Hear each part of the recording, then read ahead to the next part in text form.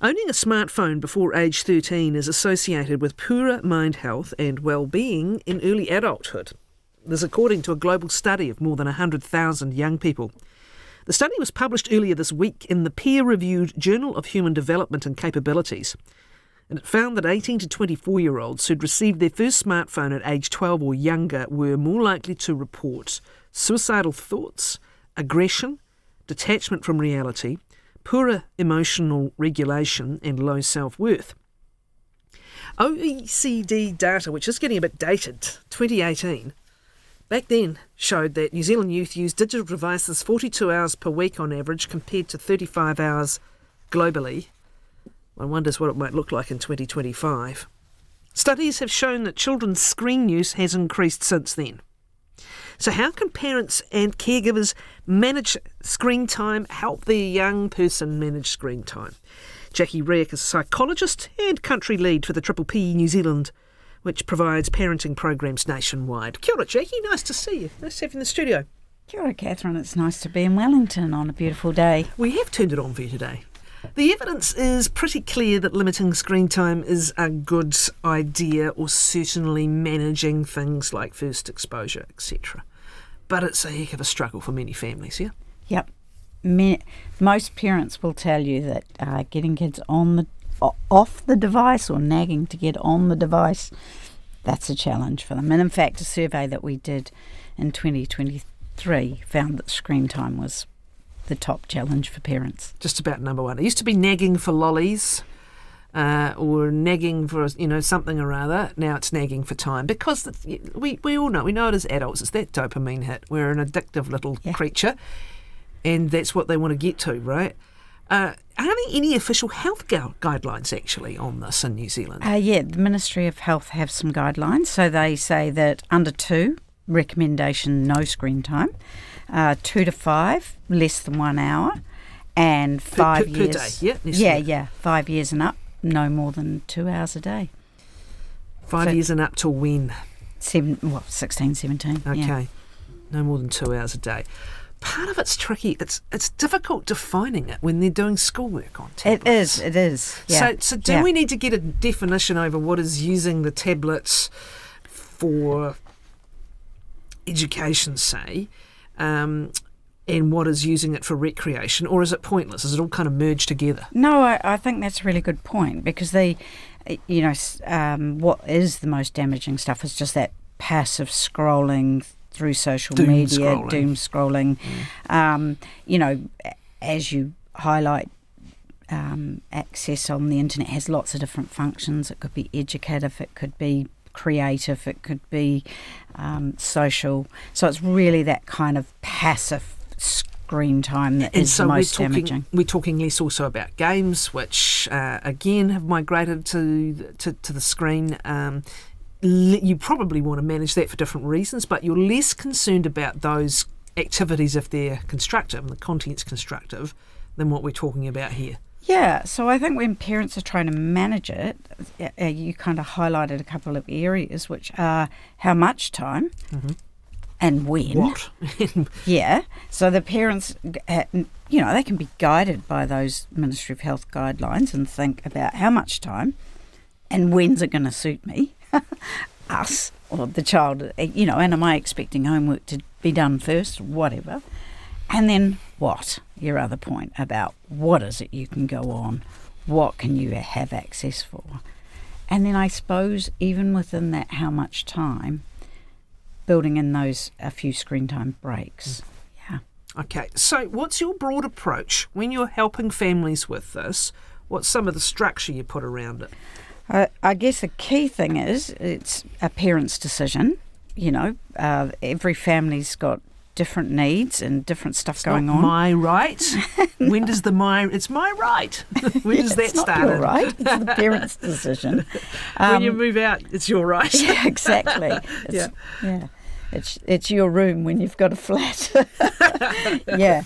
But I guess I think prevent, educate, manage, sort of the steps for a parent. What can I do to prevent these problems? What can I do to educate myself and my children? what can I do to manage the Let's issues? start with prevent. Are you a fan of trying to delay the smartphone? There's plenty of options now. There's dumb phones where kids can keep in touch with Yep. you. They can take photos or whatever. Yeah. But are you a fan of trying to delay as long as possible? Well, I think that those Ministry of Health guidelines are really good to go by because they're tied with developmental needs of children. And so I think access to certain devices really isn't something that under twos need to be doing. So they are really good things for parents to be guided by. How much? But I guess maybe a ban might help some parents, but actually at the end of the day, they've still got to manage the situation in their home. That's true. I mean, But if you put a ban in place, someone's got to police it, and that's going to be the parent. So they need some skills. True, because the worst of all worlds is when you threaten a consequence and then never deliver it. Yeah. So actually, you need to think about what is practical on all fronts when you're thinking about this, right? Yep. You also mentioned educate, and this is the other argument. I've heard this come in the context of the Australian attempt, the social media ban for under 16s. And I say attempt because trying to make that happen is proving, problematic. At some point, they do need to learn how to manage this world themselves, right? Yep. And how to recognise their own responses and recognise their own consequences. At what age does that become? It comes across time. I mean, I guess it's like anything else. I was thinking about it, when your children eventually leave home and learn to cook for themselves, but you don't teach them that hopefully not on the day they left, but they're learning some basic stuff gradually over time. So, Sex education's another one, Pardon? Sex education is another one. Where appropriate at a certain age and stage, and not just all of a sudden, I've got all the knowledge because yesterday was my 16th birthday and I'm completely able to manage it. It doesn't work like that, does it? Of course, I wasn't learning from other sources, other ways along the way. Exactly, all my friends. Your third one is manage. So let's come to that. And I've heard from you already. First, you've got to sit down and nut out what rules might work, right?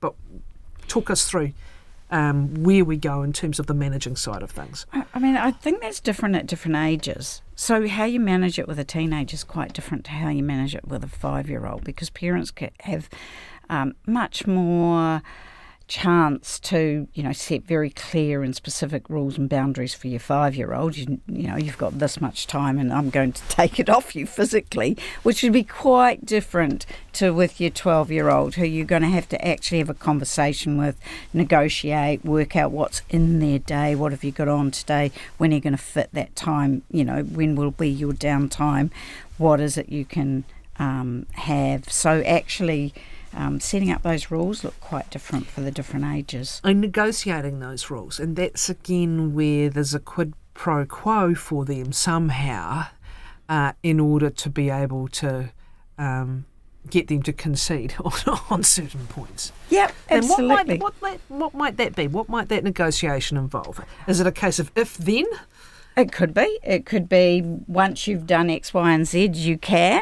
Or if you come off when you've been asked and stick with the rules, then X, Y and Z will happen the next day. So parents are going to kind of work it out what the consequences are going to be with the teenager. Whereas with a really younger child, you could quite possibly physically take it away, turn things off, well, those the other kind of option is things. to turn the old Wi-Fi off, but that's getting drastic as well, and they've probably bought themselves some data anyway, the older kids. Absolutely. Let's talk about swapping time for other activities, because I mentioned the dopamine hits, and there's no denying it. We are addicted to digital devices, and I say that as someone who resisted it as long as possible and used to get very upset when someone sent me an email at the weekends. But we're addicted, and as adults we can recognise that and hopefully recognise the behaviour. But one way of dealing with any kind of addiction or urge or craving is to swap it out for something else. Yep. What sorts of things are practical? I mean, I think that's very child-based, but I do think that's an exercise parents have to think about. They have to think about what's the replacement. If you're coming off your phone, iPad, whatever, to do your homework, that's not particularly enticing, is it? So it's got to be something that they find fun, and I think, it might be something physical that they really enjoy. Thinking outside the box, it might be, parkour, or they might enjoy drama or something, but actually making sure that as children enter their teenage years, their parents are keeping them engaged and are encouraging them to be engaged in other activities or something social or something fun that the family do, those kind of things. So actually it goes back to that planning. If a parent is actually sort of setting some parameters around it, what comes after that that's enjoyable, that means that they're not coming off for something that's a lot less pleasurable than the game or whatever they were on. The nature of the conversation, you make the point, it's got to be open and honest, and I think this is a good point because it's such a complex area. It gets more and more complex when you are talking about things like abuse online, like sexting, like some of the mental health issues that can accompany a problem they're having. That is a nuanced and important conversation to have, as it is with anything else in their lives, where you are on their side and you are here and you're concerned for them. Can you talk about this a little bit more? Oh, I really like the way where you're saying you're on their side and you're concerned for them, because a phrase that I would stick with is be curious, not furious.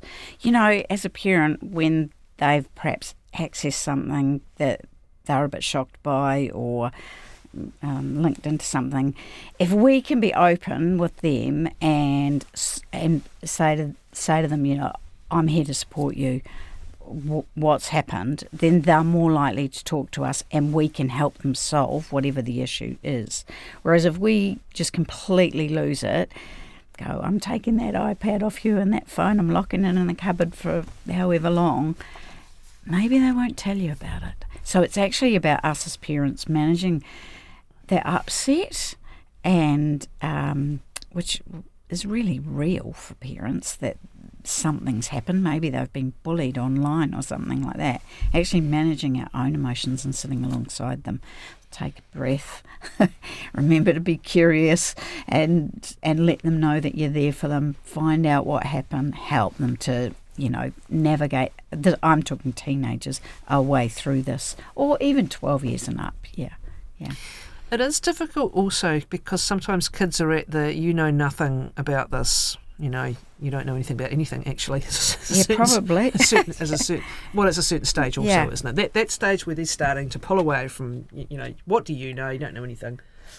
Which is a developmental stage. It's a developmental stage that can coincide with you trying to talk to them about some of the worrying effects potentially of overuse or of going down rabbit holes or of being on the receiving end of bullying through a device. Yeah. So you've got that clash of right at the time you need to have this very caring conversation, they're giving it this one. Yep. So maybe have it beforehand, and again, be curious, because they think they're the experts. So let them give you their expertise on it. Tell me about cyberbullying. What forms does that take? Like prior, and what would you do to prevent it? And how can we help you to do that? And if it did happen, what would, as you lead into those times where it's more likely, if you have that conversation with them, you've got some expertise because maybe you've done a bit of research on it yourself, and they've got some expertise, and you're having a conversation with them, because then if it happens, you say, can you remember when we talked about this? Some of the things you suggested were, what do you think we should try here? As with any addiction, we fall off the wagon from time to time. School holidays can be a real problem when you've got some rules going until you haven't. And do you just, providing there's a finite kind of framework around time, is that okay? It's a bit like...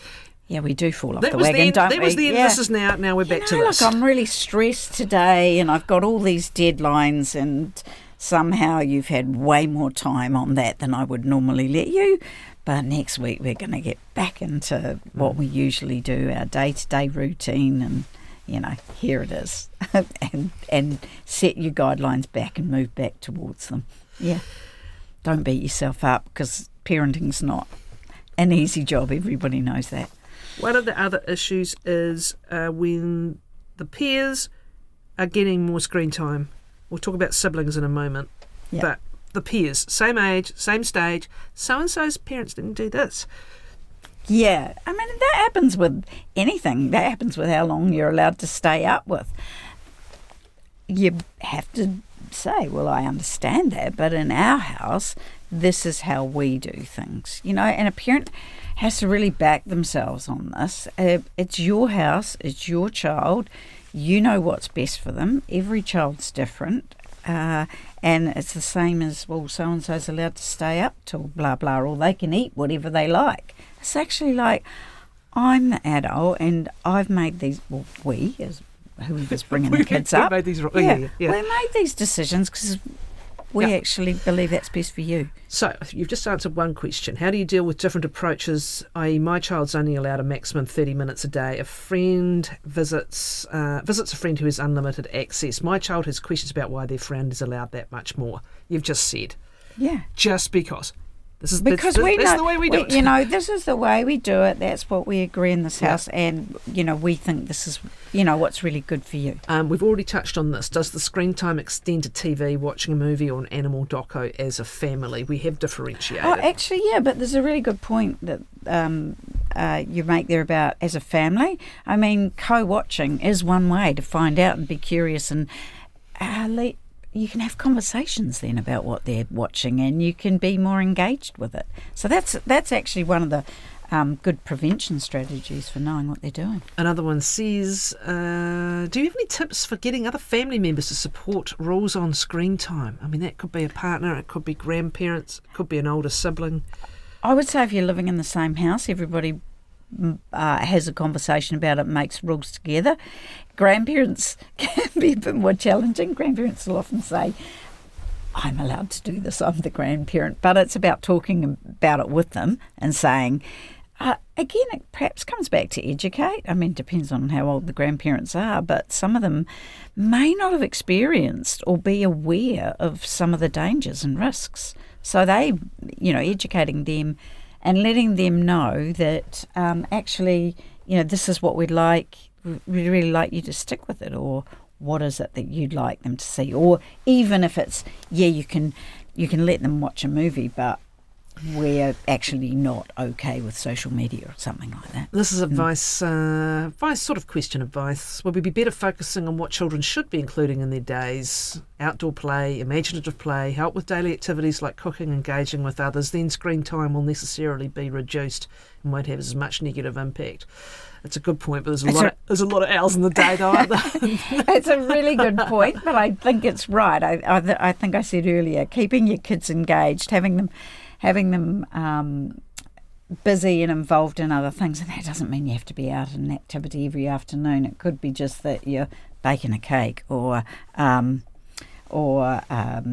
building some construction on the floor with them, doing something. I think the person said creative play, yeah.